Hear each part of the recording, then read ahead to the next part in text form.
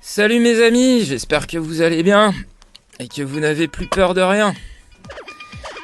Bon, le rodage il est fait là je crois maintenant, on va pouvoir passer aux choses sérieuses, on va pouvoir appuyer sur l'accélérateur parce que tout s'accélère. Il va y avoir beaucoup de changements et c'est très bon pour la santé. La résistance au changement, ça peut empêcher d'évoluer, on le sait bien. Alors, à votre gauche, vous voyez, donc c'est le yin-yang d'Extrogir. Donc d'Extrogir qui tourne dans le sens horaire, dans le sens des aiguilles d'une montre. À votre droite, un yin-yang Lévogir. Donc le yin-yang qui rappelle le 69. Je pense que j'ai pas besoin de donner plus de précision, vous avez bien compris. Donc à gauche, c'est pas un yin-yang 96, c'est encore autre chose. Là, ça y est, moi je suis lancé. Donc on peut même enlever tous mes abonnés, mais bon, je pense pas que ce sera le cas. Je vais continuer, quoi qu'il arrive, parce que j'aime vraiment ce que je fais et ce que je crée. C'est ça qui est génial. Donc j'y trouve totalement mon compte. Alors, je vous avais dit... Ah, attendez... Ah oui, j'étais sur... justement, j'avais calculé rodage, là. Je me demandais rodage. Rodage, voilà. Donc, rodage, ça fait 50. Donc, le 5, la lettre E. Puis, donc, 10 divisé par 2, ça fait 5. Et 10 plus 5, ça fait 15. On retrouve le 15. Oui, donc, je vous avais quand même promis qu'on irait à la pêche au pognon. Parce que, ça, c'est sûr que ça peut être utile d'avoir un peu de pognon. Donc, moi, je sais pas, j'ai joué à un astro il y a quelques temps. Alors si vous voyez, voilà, parce que j'ai vu qu'il y avait le numéro 148. Vous voyez bien là. Voilà, donc j'ai gagné 4 euros. Gain au niveau du gain et du gain 2. Parce que j'ai à la fois le signe du scorpion, 2 fois. Et en qualité, j'ai habile. Habile, donc le scorpion habile. Et aimable. Voilà. Donc j'ai eu un... Donc c'est à 2 euros, vous allez voir que je suis beaucoup dans le 2, parce que j'ai tout faux, ça fait 222. Voilà, donc j'ai gagné 4 euros. Et là j'ai un message clair, il serait souhaitable que je sois habile et aimable. Ce qui n'a pas toujours été mon cas, surtout au niveau de l'amabilité, des fois j'ai dit des gros mots. Donc get you faux, j'ai tout faux, qui va à la pêche au pognon. Et au gros poisson, 222, je vous avais dit 222 degrés dans un cercle de 360 degrés, c'est le ratio du nombre d'or qui est directement relié au 432 Hz. Je m'accorde en 432 Hz, je vous l'ai dit. Ok, bon, ça c'est fait. On retourne, à votre avis, où est-ce qu'on va retourner ? On va retourner... au Mile High Stadium de Denver. Yeah, mon frère. Alors, je suis vraiment très heureux de vous retrouver. C'est un vrai plaisir. Je vous remercie vraiment d'être, de suivre l'aventure avec moi. Je me sens moins seul maintenant. Alors, bon. On avait bien vu Outlaws en dehors des lois, donc c'est un peu maintenant nos limites, mais ça va être valable pour tout le monde. Nous aussi, on va enfreindre les lois. D'ailleurs, la loi, ça va être de ne plus respecter, tout en ce qui me concerne, de ne plus respecter les lois illégitimes, les lois liberticides. Donc à Outlaws, qui était pile poil en face du stade du Mile High Sports Authority Field. Donc retenez bien cette histoire de port qui est encadrée par 2 SS. Je vous avais dit Schwarzsonne, qui est le soleil noir chez les nazis. On va en parler dans cette vidéo. Donc je vous demande beaucoup d'attention une fois de plus. Là, je vais quand même aller de plus en plus vite aussi, mais parce que voilà, on a fait le rodage, donc à un moment faut y aller, faut appuyer sur le champignon avec le cheval blanc qui va jouer un rôle important. Donc vous allez voir, il y a plein de choses qui matchent dans ce stade. C'est important, le 69, il va falloir le maîtriser. Donc 7, 44, 18, 7 plus 44. Ouais, ça lag un peu là. Plus 18, 69. Ok. Donc le 69, on l'a. Là, on l'a. Hein. Il est récurrent. Je pense que vous allez comprendre pourquoi. Vous avez peut-être déjà compris pour certains d'entre vous. Donc Denver, là, c'est un petit peu mon terrain de jeu. Hein, j'ai envie de vous dire. Du moment, parce que ça match. Il n'y a pas d'autre mot. C'est bien un stade, hein, et dans un stade, ça match. Hein, tu fais des matchs. Donc ici, nous avons une tour. Alors peut-être que vous êtes allé explorer un petit peu tout ça. Donc une tour avec une jolie piscine. Alors c'est peut-être la piscine de l'ISS, hein. Ils ont peut-être tourné quelques scènes dans cette piscine, je ne sais pas exactement lesquelles, hein. On verra plus tard. L'ISS, bien sûr que je vais en parler, il y a plein de personnes aussi qui, comme le professeur Grandjean, que je salue très chaleureusement, qui fait vraiment un taf exceptionnel, moi je trouve, c'est très très intéressant tout ce qu'il dit. Eh oui professeur. Bon, allons-y, donc ici nous avons le... Turntable Studios, one of Denver's most recognizable high-rise apartment buildings. Turntable Studios is Metro Denver's only micro-apartment community, which the Art Fitness Center, resort-style swimming pool, landscaped courtyard, and outdoor fire pit. The property's circular design offers stunning mountain or city views from every apartment home. Residents live in this area to be in the heart of the action. Turntable Studios is across the street from Mile High Stadium, home of the NFL's Super Bowl champions, the Denver Broncos, summer concerts, and winter events. The stadium owners are also working on an initiative. For more information, please contact Forget UFO. Alors, mesdames et messieurs, à quelques pas du Mile High Stadium, on trouve une jolie tour avec plein de carrés colorés qui répond au doux nom des Turntable Studios. On peut faire un petit tour d'horizon. Alors j'espère que ça va pas trop laguer parce que là j'ai changé un petit peu. Ah regardez. Voilà, dès qu'on se balade on voit des choses très intéressantes. Hein. Encore un camion orange ici. Vous allez me dire c'est un petit peu la couleur des bus aux États-Unis, il est vrai. On en voit dans des films hein, apparemment. Alors là il y a beaucoup de voitures noires et rouges et blanches. Plus encore une voiture orange. Hein. Là c'est pas un bus. Hein. Ici, c'est assez drôle. Il y a une sorte de mini-stade. Alors, je sais pas trop ce qu'ils font dans ce mini-stade. Ça me fait penser à quelque chose. Cette idée un peu fractale. Hein. Le tout est similaire à la plus petite de ses parties. Donc, des fois, on voit un petit peu des choses qui se ressemblent, mais qui sont à des échelles différentes. Donc, j'ai pas... Il y a une chose que j'ai... Enfin, si, j'ai regardé quand même. Là, je vais pas vous le faire parce que sinon, on va commencer à partir dans des trucs qui peuvent durer très très longtemps. Mesurer des distances entre certains lieux. Mais je vais quand même le faire pour... vous allez voir tout à l'heure. Pour des choses bien précises qui vont me permettre d'illustrer ma pensée. On fait une enquête là, tous ensemble. Donc, je vais vous expliquer le Turntable Studios, à quoi ça correspond.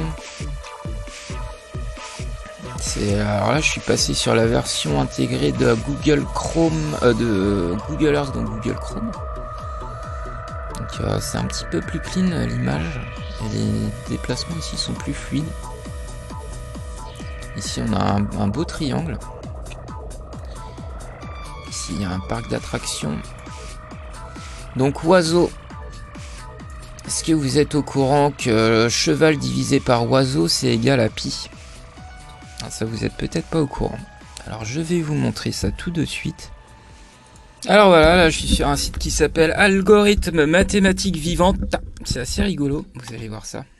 Donc nous allons regarder pourquoi cheval divisé par oiseau est égal à pi. Démonstration de l'égalité cheval sur oiseau égale pi. Or un oiseau est une bête à L, donc cheval égale cheval sur bête à L. Nous pouvons donc simplifier par L. Donc ça donne cheval sur bêta, puisque la multiplication est commutative. Donc cheval sur bêta, c'est égal à vache sur bêta. Or, une vache est une bêta pi, donc vache sur bêta, c'est égal à bêta pi sur bêta. Et finalement, simplifiant bêta, on obtient cheval oiseau égale pi. La pi de couleur noire et blanche. Et oui, tout est relié. Une fois de plus, c'est incroyable, nous vivons dans une réalité absolument extraordinaire où nous avons tous la possibilité de faire des liens, de comprendre tout ça, parce que le savoir est partout à l'extérieur, la compréhension est intérieure, donc ça passe par tous les chemins, par tous les détours, et on peut chevaucher un cheval et s'envoler avec une pille. Et pipi, ça va être quelque chose dont vous allez entendre parler chez Get You Fo, J'ai Tout Faux. Je vais vous mettre le lien de ce site, j'ai pas encore eu le temps de regarder, j'ai tellement de choses à regarder, il y a des énigmes, des jeux, des cartes mentales, c'est tout un programme. Enfin, pas un programme scolaire là, on est tranquille, enfin là moi je suis tranquille à la maison, donc c'est que du bonheur. Il y a même une rubrique scratch, dis donc, pour scratcher avec Europe 1. Bon, au moins là, on va peut-être un peu moins tourner en rond si on commence à passer sur les triangles rectangles équilatérales, isocèles. Ah, il y a même le système scolaire. Bah non. Bah alors attendez, du coup, je vais en profiter pour vous dire ça aussi parce que bon. Pourquoi le nom de domaine giletsjaunes.com a été déposé le lendemain de l'investiture de Macron? Et pourquoi il a été enregistré à Denver. Denver, le site des Gilets jaunes a été enregistré à Denver. Vous voyez ici, giletsjaunes.com. Ça a été signalé dans beaucoup de journaux. Point d'interrogation. Des députés de la majorité ont avancé cette thèse sur Twitter dans la nuit de mercredi à jeudi avant de supprimer leur message devant la faiblesse des supposées preuves apportées. Ouais. Enfin bon, ils ont pas regardé Get You Fo, J'ai Tout Faux, hein. Bon, il y a un moment, va peut-être falloir me regarder un petit peu plus que ça. C'est le compte Team Macron, soutien inconditionnel du président de la République, qui est le premier à suggérer que la révolte populaire serait sous l'influence étrangère. Le nom de domaine du site giletsjaunes.com a été acheté en mai 2017, une semaine après l'élection d'Emmanuel Macron, et enregistré à Denver, aux États-Unis. Ce serait bien que les gens commencent à s'intéresser à ce que fait Steve Bannon en Europe. Je sais pas qui c'est Steve Bannon, j'irai peut-être voir. Mais on va pas banner en tout cas. Vous voyez, il y a encore des liens, des liaisons. Denver, Gilets jaunes, la révolution, on fait tourner les gens en rond, ils sont en train de nous faire un show pas possible, on voit des images d'une extrême violence avec des femmes qui se font tirer par les cheveux, je vais pas vous les montrer parce que ça m'a l'air quand même d'être des mises en scène, au risque de choquer certains qui vont dire comment ça, oui non mais à un moment donné, arrêtez quand même là, ça commence à faire beaucoup. Alors là, je suis allé sur un site qui s'appelle Anguille sous roche. L'autre secret obscur d'Hollywood que tout le monde connaît mais dont personne ne parle. Ils se cachent un œil systématiquement. Ils font c'est un petit peu aussi encore un rituel. Vous comprenez un peu où je veux en venir? Est-ce que vous comprenez où je veux en venir de toutes ces symboliques?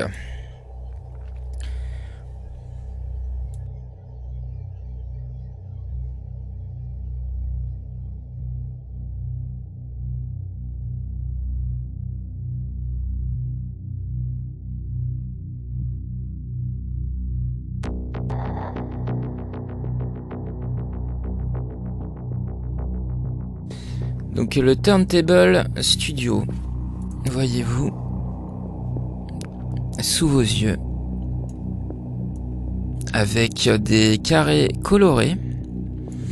Donc on voit la piscine, on peut peut-être, ça a l'air assez sympathique, dis donc. On sent qu'il y a du blé, Il y a du blé, Tout de suite, les petits réflexes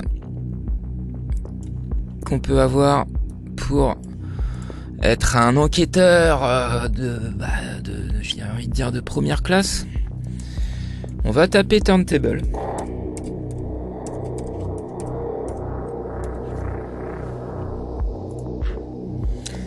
Et Turntable, ça donne 113. Et alors j'ai regardé le 113 du coup, parce que c'est le symbole du Christ immolé sur la croix.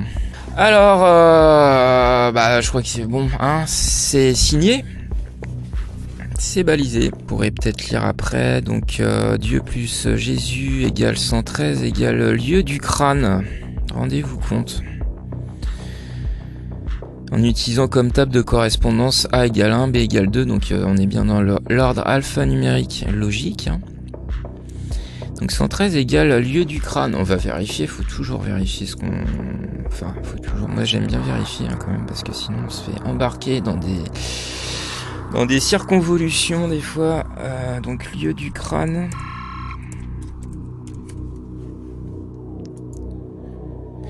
Et voilà, lieu du crâne égale 113. Donc on va en parler du lieu du crâne. Alors pourquoi lieu du crâne? En fait, c'est assez simple à comprendre. Hein. Donc turntable, ça veut dire faire tourner les tables. Hein. Donc quand tu fais tourner les tables, apparemment, c'est pour contacter les esprits. Oui, hein, comme il y a des gens qui sont un petit peu durs à la comprenette, ce qui n'est pas votre cas, hein, si vous êtes abonné à Get Ufo, Get Ufo, je ne doute pas que vous êtes très vif d'esprit. On fait pas de concours, hein, c'est pas un jugement, c'est juste que pour justifier un petit peu là ce que je suis en train de faire. Donc turntable égale 113 hein, dans une table alphanumérique, ainsi que lieu du crâne que vous voyez ici. Lieu du crâne égale 113 également. Là, le petit kit du parfait petit franc-maçon qui fait son testament philosophique avant de rentrer en franc-maçonnerie. Alors pourquoi il passe dans un cabinet comme ça avec une tête de mort, ou un crâne, on va dire. C'est tout simplement parce que quand il rentre en franc-maçonnerie, c'est un petit peu comme s'il rentrait dans le monde des morts. Donc je vous ai sélectionné une vidéo pour aussi m'alléger un petit peu le boulot, de Olivier Manitara, donc de Essenia TV. C'est une personne que j'écoute de temps en temps, ça fait partie des... Ils sont dans essayer de respecter des lois qui leur ont été données par des mondes supérieurs, mais le maître qui est là est parti. Et il y a eu un usurpateur qui est arrivé et qui a profané les mystères. Quand Jésus a dit « Aimez-vous les uns les autres », c'était une parole divine. Beaucoup d'êtres ont dit « Cette parole est vraie », parce que c'est vrai qu'elle est vraie. Alors ils se sont dit, nous allons essayer de vivre en conformité dans notre vie terrestre avec cette parole qui a été prononcée ici. Mais en réalité, un autre être s'est mis derrière Jésus et a pris tout le bénéfice pour eux. Leur Dieu est faux. Leur Dieu étant faux, ils n'ont plus accès au mystère puisque c'est un Dieu profané. Il faut vraiment avoir un savoir qui peut te guider. Est-ce que ce savoir est inventé par les Esséniens modernes? Mais non, regardez par exemple les francs-maçons. Regardez la franc-maçonnerie. Est-ce que la franc-maçonnerie connaissait ce savoir? Bien sûr. Regardez. Monde profane et la loge. Tu entres dans la loge par un cabinet de... Alors, là je me permets juste de faire une toute petite... on va reprendre après, hein. Je vous parlais de matrice hexagonale d'hexagone, donc qui rappelle l'abeille. Donc une structure alvéolaire. Allez, je vous le fais, hein, je le tape en direct. J'improvise aussi en direct, hein, parce que j'aime bien faire un petit peu comme ça. Donc voilà, c'est aussi vous montrer toujours un petit peu comment je procède dans mon enquête. Alvéole. On va aller voir l'origine de ce mot alvéole, hein, d'où ça vient, officiellement sur Wiktionnaire plutôt. Voilà, et encore une fois de plus, ça match, toujours, encore et toujours, ça ne fait que ça, tout est relié. Loge, du latin alvéolus, diminutif de alveus, cavité, loge, on y est. Ok, donc c'est reparti sur... Attendez, il est... Oula, non, c'était... Oula, ça va être pour tout à l'heure. On retourne un petit peu sur... de réflexion. Et qu'est-ce qu'il y a dans ce cabinet de réflexion? Il y a un squelette, tu dois faire ton testament. Et après, tu entres dans la loge et tu es initié. Ça veut dire, tu entres dans le monde de la mort. Tu quittes le monde du recyclage, le monde physique. Tu dois être conscient, ton corps et tout ce que tu fais avec ton corps sera recyclé et disparaîtra. Il n'y a que ce que tu as mis en œuvre comme force plus haute qui va vivre. Oui, mais si tu t'éveilles dans ce savoir, qu'est-ce que tu vas voir? Ok. Je vous ai sélectionné une deuxième vidéo, on va peut-être y aller tout de suite, comme ça ce sera fait. Hein, hop. Ici, dans le fond du recyclage, tu as les brutes.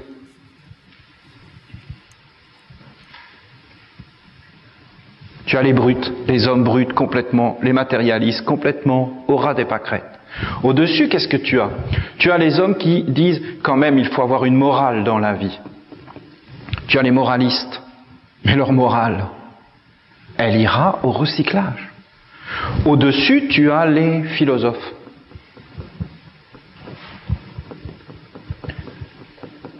Mais tout ça sera recyclé, ça ne passe même pas le monde de la mort. Et tu as les êtres qui sont au-dessus et qui vont rentrer dans ce monde-là. Alors eux, ils vont comprendre qu'il y a des lois, qu'il y a des connaissances, qu'il y a des mondes supérieurs, qu'il y a un monde après la mort, qu'il y a des choses, mais pas un monde après la mort. Parce que la mort, c'est pas le monde qu'on vit quand on n'a plus de corps. C'est le monde qu'on vit quand on est avec le corps. C'est le monde des pensées, des croyances et des êtres qui sont derrière. Si je suis catholique, il y a un être derrière. Si je suis maçon, franc-maçon, il y a un être derrière. Beaucoup plus grand, large, qui commande tous ces êtres-là, toutes leurs paroles, toutes leurs pensées. Ici, les premiers qui entrent, ce sont les croyants. Ensuite, vous avez l'ambitieux. Les ambitieux.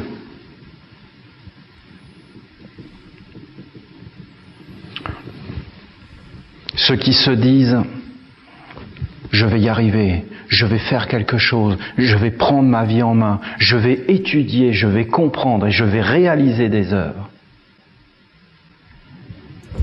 Bah moi je crois que j'en suis à peu près là, hein, mais je suis pas rentré en franc-maçonnerie, hein, tu vois, comme quoi il n'y a pas besoin d'aller en franc-maçonnerie, hein.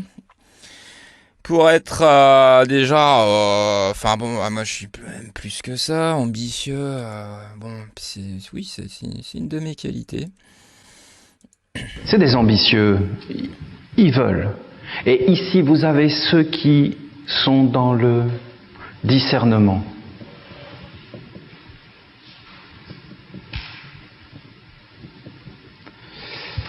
Neutre. Neutre, ça veut dire qu'ils sont comme purs, sans intérêt. Les ambitieux, eux, ils disent, le monde divin veut ça, mais c'est trop dur à faire. C'est toujours dans les négociations. Est-ce que c'est possible? Est-ce que ce n'est pas possible? Est-ce que je peux y arriver? Ils pensent encore comme des êtres mortels. Alors que quand tu arrives dans les hauteurs, il n'y a plus de négociation, il n'y a qu'une pureté, il n'y a plus d'intérêt. Alors le mystère est préservé. Mais ce n'est pas facile d'arriver là. Alors tu peux entrer dans des sphères supérieures. Quand je vous ai parlé des francs-maçons, c'est vraiment parfait parce qu'ils ont connu ce secret. Ici, c'était le monde profane. Tu dois abandonner tout ce qui est mortel. Et tu dois entrer dans la loge. Et qu'est-ce que c'est la loge? C'est le lieu de l'étude, du savoir. Tu dois étudier. C'est le lieu de la discipline. C'est le lieu du travail sur soi. Voilà, c'est ça. Et la franc-maçonnerie a très bien compris ça. Parce que il fallait travailler sa pierre. On te transmettait les symboles et les outils. Et qu'est-ce que c'était ces symboles et ces outils? C'était en réalité le corps des maîtres passés. Et tu devais recevoir les outils, les symboles, et les travailler et les rendre vivants. Ça veut dire te former un corps, te constituer un corps.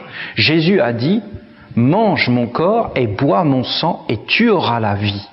Tu auras la vie. Mais si tu veux avoir la vie, il faut que tu te construises un corps. Il faut que tu fasses un corps qui soit conforme et que tu puisses te présenter devant la porte du monde divin en étant un être pur, bien formé, correctement préparé. Alors tu pourras peut-être t'approcher de ce qu'on appelle l'immortalité, de ce qui ne meurt pas, de ce qui est grand. Mais pour avoir accès à cette immortalité, il faut dégager le ciel et le monde de l'usurpateur et le monde du recyclage de toute impureté, car ce qui est en bas doit être ce qui est en haut. Tu dois avoir une vie conforme. Bon, je crois que là c'est de plus en plus clair. Donc avoir une vie conforme, ouais, pourquoi pas. Conforme, par qui, par quoi, par toi-même, moi je pense. Alors, maintenant, qu'est-ce que je pourrais vous montrer? J'ai... Ah, oui. J'ai parlé de la télévision, hein, donc la différence... alors attendez, là je fais une petite... hop, non c'est pas ça que je voulais faire. Voilà. Alors, la télévision, un écran, qu'est-ce qui se passe? Un écran c'est à la fois la lumière et l'image. Ce qui est totalement différent de ce que nous expérimentons au quotidien. C'est-à-dire quand nous regardons... qu'on se balade dans la forêt, ou qu'on regarde à travers la fenêtre, ou ce que l'on voit, c'est une lumière, donc la lumière qui se réfléchit sur la matière. Donc c'est une sorte de réflexion. D'ailleurs, est-ce que j'ai gardé... Ah oui, tiens, voilà. Regardez donc. Ce texte-là. Hop. J'en profite. Donc il existe un concept erroné selon lequel la science serait matérialiste. Mais le matérialisme n'a pas de preuve scientifique. Aucun travail scientifique ne prouve que le matérialisme serait une réalité existentielle. Aussi, lorsqu'un scientifique a une vision matérialiste, il s'agit là de son opinion personnelle et non de l'opinion de la science. Lorsque l'on raisonne du point de vue de la physique elle-même, on ne peut pas affirmer que l'on soit en train de voir une table, par exemple. Ce que l'on voit, c'est la lumière qui se reflète sur la table. S'il n'y a pas de lumière, on ne peut pas voir la table. La matière est invisible. Alors de quoi est faite la matière? D'atomes? Qu'est-ce qui existe à la superficie de l'atome? Des électrons. Et que se passe-t-il lorsqu'un électron s'approche d'un autre? Ils se repoussent parce qu'ils ont la même charge. Aussi, lorsque l'on touche la matière, l'impression tactile que l'on ressent n'est pas le toucher, mais plutôt la force de répulsion électrostatique des électrons. S'il était possible de toucher la matière, il y aurait fusion atomique. Ainsi, la matière s'avère invisible et intangible. Le matérialiste croit en ce qu'il ne peut pas toucher et en ce qu'il ne peut pas voir. Pour que quelqu'un devienne matérialiste, il faut donc beaucoup de foi. Et ouais, alors après ils viennent te dire « Ouais mais toi t'es croyant, tu crois machin ». Non mais c'est le contraire, tu vois, on est en inversion. Et on n'est pas qu'en inversion. Et ça je vous le montrerai dans un prochain épisode. Donc c'est clair, vous avez compris, hein. Donc la matière tu ne peux ni la toucher ni la voir. Parce que pour la voir, il faut que la lumière se reflète dessus. Sans lumière, ça coince. Donc avec la télé, j'espère que vous avez regardé, allumer une télé. Non, regarder une télé, ce n'est pas grave tant que tu ne l'allumes pas. Ça vous permettra de mieux comprendre là ce qui va suivre. Donc faut savoir que l'inventeur du tube cathodique, hein, donc c'est bombarder des électrons, hein, c'est William Crookes. Donc le tube cathodique, hein, c'est l'ancêtre de la télévision. Hein, maintenant on a un peu des LSD, non, c'est pas du LSD, hein, c'est du LCD. Et bien que parfois, je pense qu'il y en a, ça les fait largement autant halluciner. Hein.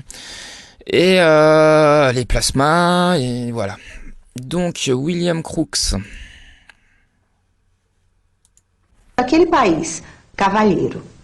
Com a fibra de investigador, William Crookes passou a pesquisar os fenômenos mediúnicos, a princípio para desmascarar as fraudes que ele acreditava existir na prática da mediunidade. As mais notáveis experiências mediúnicas foram realizadas através da médium Florence Cook, quando obteve as materializações do espírito que dava o nome de Kate King.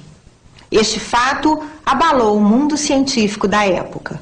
No dia 22 de abril de 1872, aconteceu pela primeira vez a materialização do espírito Kate King, estando presente na sessão a mãe, alguns irmãos da médium e sua criada. Após várias sessões nas quais o espírito Kate King se manifestava com incrível regularidade, a senhorita Florence afirmou a William Crookes que estava decidida a submeter-se a todo gênero de investigações. Na sua obra Fatos Espíritas, William Crookes faz um relato detalhado de todas as experiências de materialização realizadas com o espírito Kate King.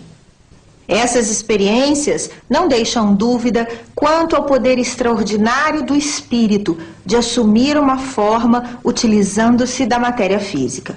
William Crookes penetrou o campo das investigações com o intuito de desmascarar e encontrar fraudes. Entretanto, quando constatou que os casos eram verídicos, ele rendeu-se à evidência, curvou-se diante da verdade, tornou-se espírita convicto e afirmou: "Não digo que isto é possível, digo que isto é real."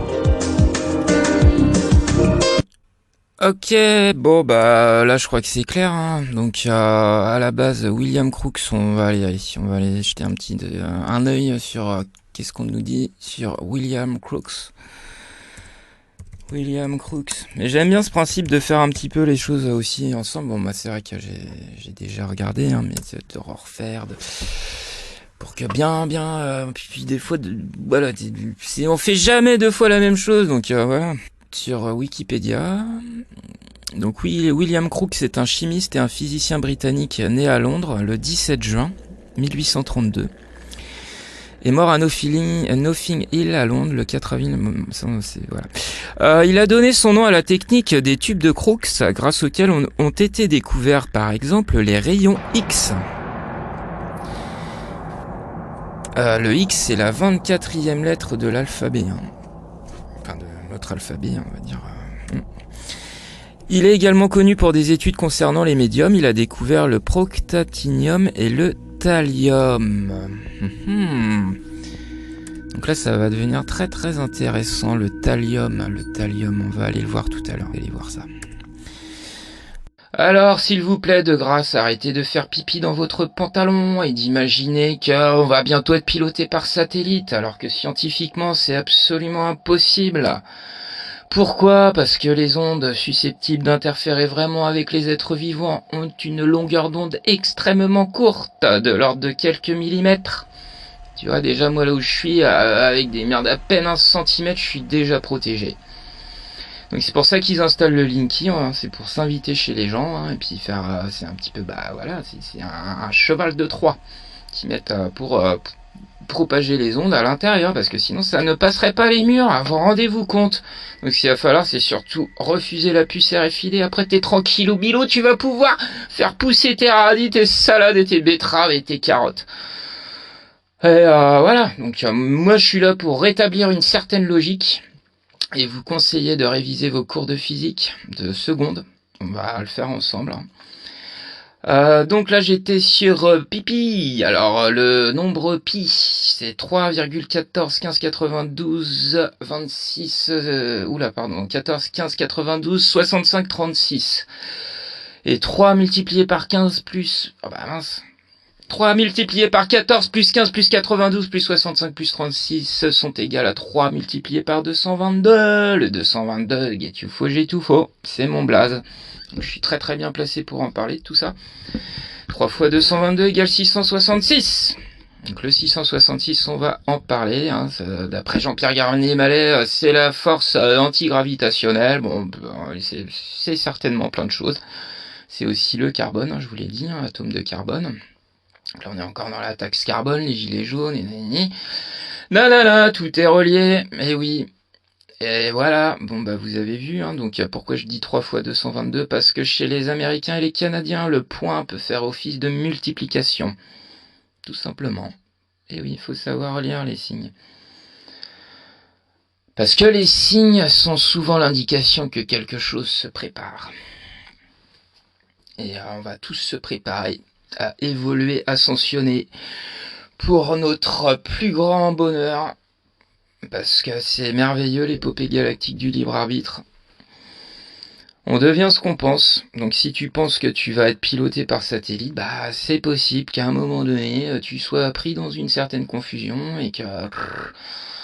Tu vois, ça va justifier des liens, des comportements peut-être, mais ça viendra pas des satellites. Hein. Il y a plus de chances que ça vienne de la télé ou des choses comme ça. D'ailleurs, c'est déjà le cas, parce que finalement, les gens qui racontent tout ça, bah, je crois que c'est des gens qui regardent un petit peu trop la télé. Il ferait peut-être mieux de faire de la musique ou je sais pas. Hein. Mais bon, ou du sport. Du sport, ça fait vachement bien. Rocket Launcher.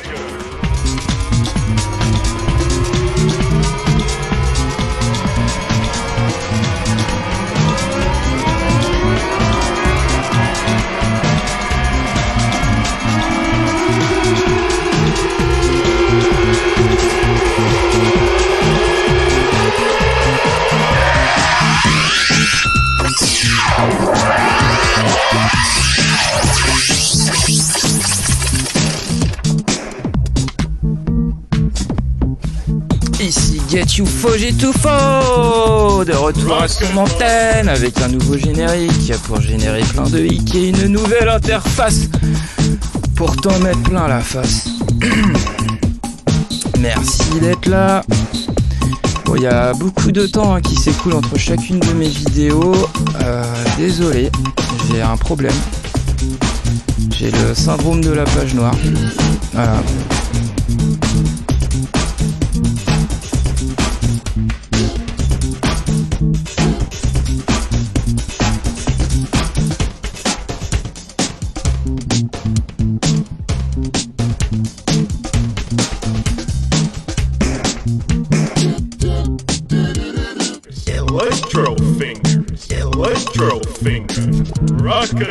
Donc pour l'occasion, je vais aller m'en prendre un autre.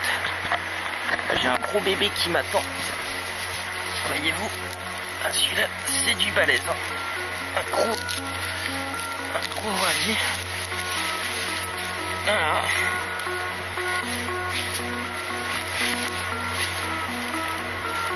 Voilà les radis de chez moi. Hein. Vous voyez, il y a de quoi manger là. Il y a de quoi se faire un bon festin. Alors les fans de radis sont vraiment excellentes. Regardez-moi ce verre, magnifique. Donc, je le rappelle, hein, là nous sommes le 4 février aujourd'hui. Là j'ai vraiment un très beau sujet. Là il y a de quoi se nourrir, hein, je vous dis. Hein. Voilà. Il est bien dur. Ça c'est un bon signe aussi, quand c'est bien dur ça veut dire qu'il y a de l'énergie. Beaucoup d'énergie là-dedans. Il est magnifique. C'est le paradis du radis.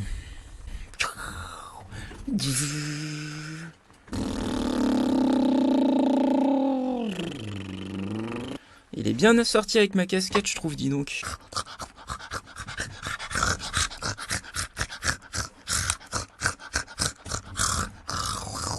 Alors, il n'y a aucun produit chimique, rien du tout là, je vous promets.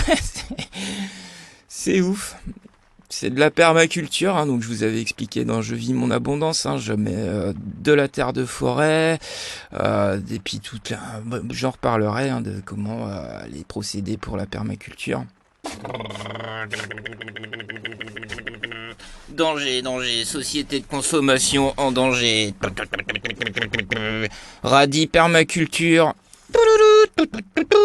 Il est très très dur. C'est aussi à ça qu'on reconnaît hein, les légumes qui ont beaucoup d'énergie. Alors, quand vous choisissez des pommes ou des... Voilà, faut bien dur. Plus c'est dur, plus il y a de l'énergie et plus après, vous allez faire des exploits, mes amis. On va en faire tous ensemble, je suis sûr. J'en suis absolument certain. Je vais le mesurer, je vais vous dire combien il mesure. Il faut que je trouve une règle, mais comme j'ai pas de règle, je vais voir. Ouais, non, j'ai pas de règle, hein. Alors j'ai pris ça, j'ai pensé à prendre ça pour faire prendre ma mesure. Alors nous avons Donc là, voilà, c'est au format 21-29-7.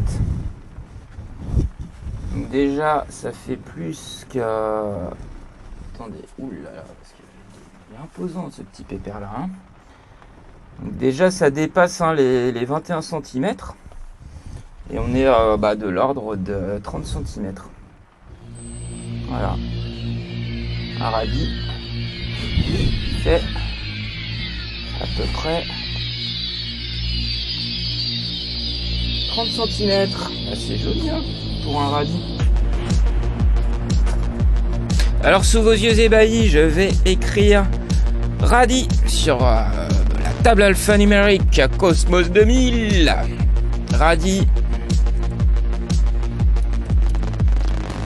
donne 51 comme sur la plaque d'immatriculation de ma voiture grise. Alors je n'ai pas résisté à l'envie de retrouver ma petite chérie Julie. Roddies. Elle est vraiment sexy. Et Bernard, hein, qui n'est pas ma petite chérie, je l'aime un petit peu moins. Radis. Je suis désolé. Radis. I love you get UFO. Et moi tu m'aimes pas? That's depend. De quoi? Oui, je vous avais dit, hein, la lettre G qui va beaucoup nous intéresser, c'est la 7e lettre de l'alphabet. Elle a une particularité, en mode alpha numérique à base 6, ça donne le 42 ainsi qu'à base 36. On retrouve 2 fois le 42. C'était important de le préciser. Oui, je vous avais dit aussi hein, que j'habite non loin d'Angers, dans le 49, donc en G. Je me dis que je vais avoir quelques prédispositions pour étudier cette lettre G. D'autant plus que Get UFO commence par un G.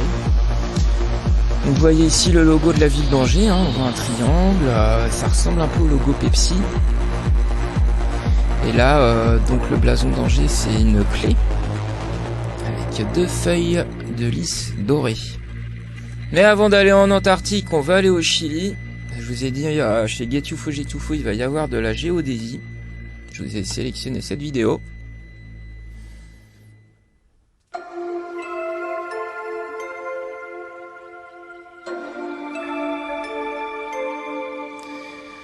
Pour vous montrer à quel point la trajectoire des astres dans le ciel est rectiligne, ce qui invalide déjà la théorie du globe hein, et de l'héliocentrisme. Alors là, ça va être une déferlante de preuves que je vais vous balancer en pleine tête. Je m'en excuse par avance hein, pour les gens qui sont attachés à leur globe. Moi aussi, j'aime bien cette théorie, je l'aime aussi. Vous voyez bien ma casquette, tout ça. Mais bon, on peut tout mélanger, il y a une vérité en chaque chose. Alors au lieu de s'insulter, est-ce qu'on pourrait tout simplement discuter cordialement tous ensemble pour évoluer tous ensemble aussi et trouver des alternatives qui pourraient peut-être combiner tout ça en attendant que on trouve encore plein d'autres choses. Moi j'aime bien la théorie qui dit que à chaque fois l'univers se renouvelle hein, de telle façon qu'on n'arrive jamais vraiment à savoir qu'est-ce qui se passe, c'est quoi où sommes-nous. Voilà, donc moi je suis bien en tout cas là. C'est tout ce qui m'importe. Alors pour finir cet épisode tranquillement, je vous propose d'aller voir un petit peu le 69. À quoi ça correspond, propriété du nombre 69.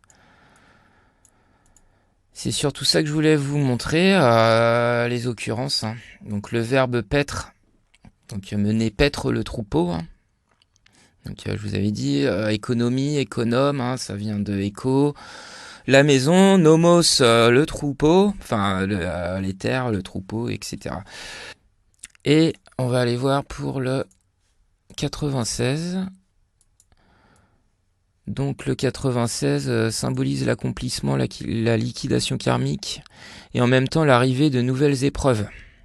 Et là, ouais, là c'est pour ça aussi que cet épisode est quand même bien fourni. C'est que suite à cette pleine lune du 4 février, je pense que va arriver de nouvelles épreuves qui peuvent vraiment nous aider à nous élever. Ou alors à carrément couler. Hein. Ça, moi, c'est ce que je pense. Hein. Maintenant, il faut faire ces choix là. Hein. Soit on coule, soit on s'élève. Le 69 représente la perfection atteinte par ceux qui ont liquidé leur karma en guise de récompense des épreuves passées. C'est bien le 69. Un symbole du couple, de l'attachement où des liens sont créés. Le yin et le yang, équilibre entre le bien et le mal. Le moment est venu d'aller voir sur notre tableau périodique l'élément 69. Quel est l'élément 69? Alors il se cache ici, là. Voilà, le thulium. Donc découvert au 19e siècle, structure cristalline principale hexagonale. Étymologie du nom Thulé, ancien nom de la Scandinavie. Alors je ne sais pas si vous connaissez la société de Thulé, qui est une société allemande qui s'était créée peu avant la Seconde Guerre mondiale. Donc beaucoup d'occultisme, la société de Thulé. On y reviendra, on va y revenir tranquillement aussi sur cette société de Thulé. C'était pour vous montrer un petit peu toutes ces occurrences. Ça nous amène ici. Donc ce qui est très intéressant aussi d'observer, c'est ce fameux 1919. Donc vous avez vu, William Crookes est décédé en 1919. On parlait du thallium. Et donc il y a le thallium et il y a donc bien le thulium que vous voyez ici. Donc à une lettre près, c'est à peu près la même chose, quoi. Donc la société de Thulé ou l'ordre de Thulé en allemand a été une société secrète allemande de Munich. Donc je vous parle de ça aussi parce que je parlais du SS, le Soleil Noir, Schwarzsonne, les SS. Donc ça colle, ça match toujours. On retrouve encore un 1960 qui nous fait penser à ce qu'on est en train de voir.